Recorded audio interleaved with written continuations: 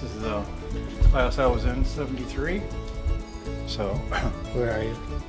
well, I'm the guy with the hair and the glasses right here.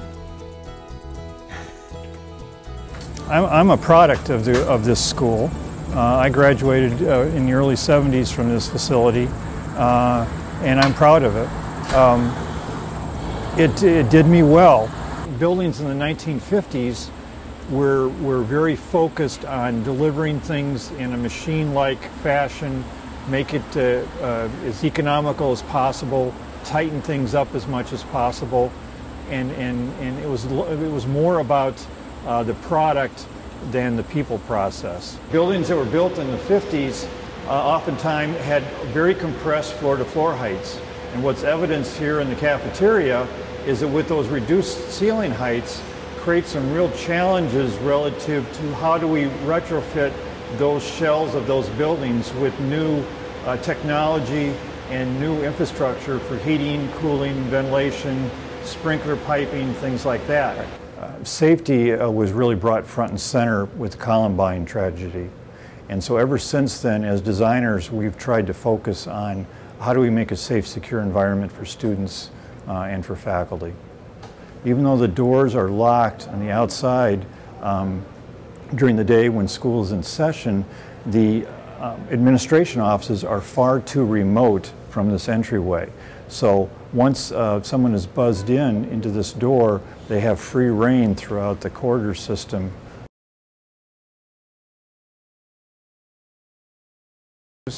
ADA laws were written in 1991. All our structures were built far prior to that date. ADA has certain criteria in terms of how you approach like a restroom door, for instance, and how much room a person in a wheelchair needs to the left or right of the door on the pull side and the push side.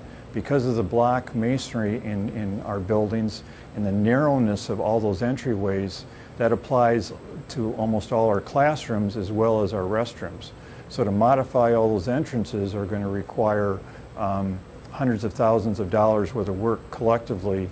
As you approach a door, this door swings out, and you take the door, you actually have to take a few steps back to open the door. What that does is that poses challenges for people that have accessibility means or problems, whether they're in a wheelchair, walker, some type of assistance. What the ADA requires is that this wall needs to be pushed back on a pull side, typically 18 inches.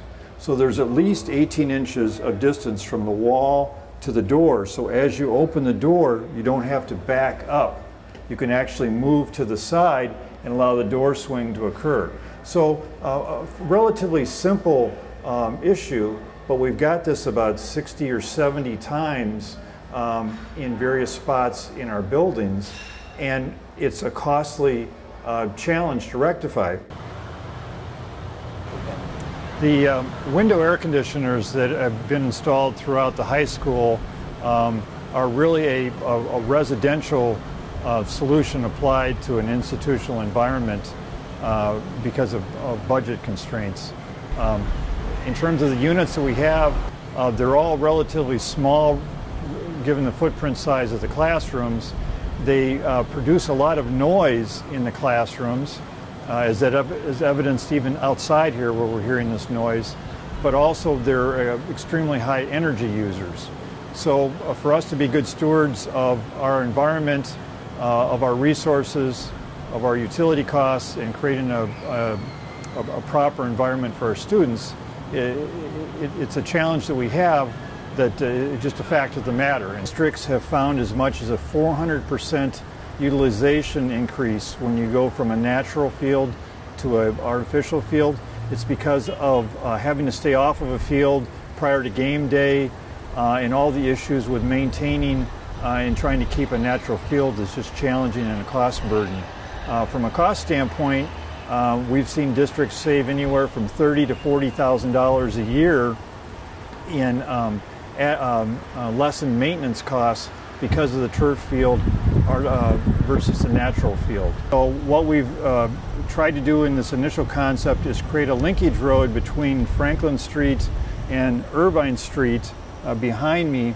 That would be an internal road. It would only be for school use, It would be closed off typically during the day, but in the mornings or in the afternoons we could have one-way traffic, and that would allow a staging area very safely and conveniently for parents for pickup and drop off of their students.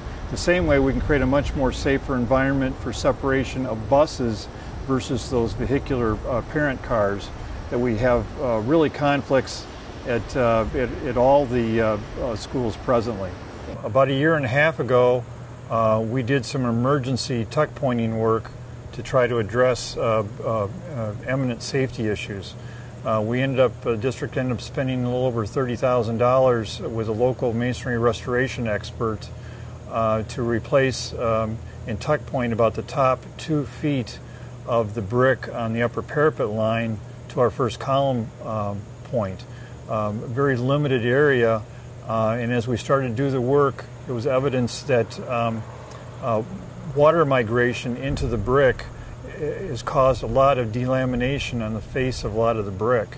So as we started to tuck point, that problematic issue evidenced more in the more work we did. So it was a little bit of kind of pulling one string and 6 others come along with it.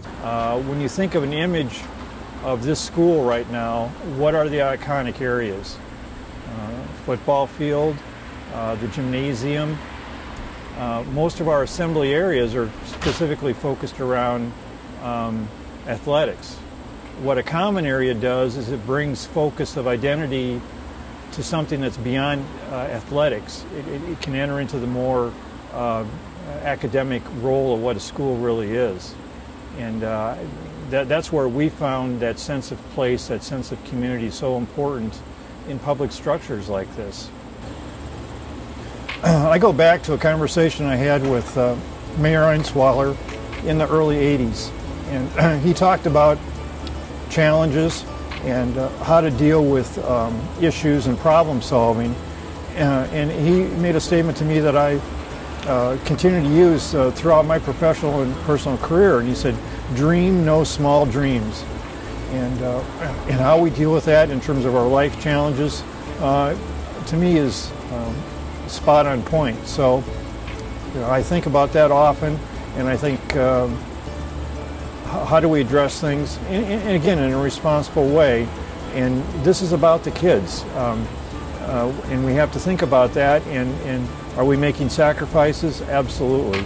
And who's the recipient of that? It's primarily the kids. And to me, I think that sacrifice is worth it. Imagine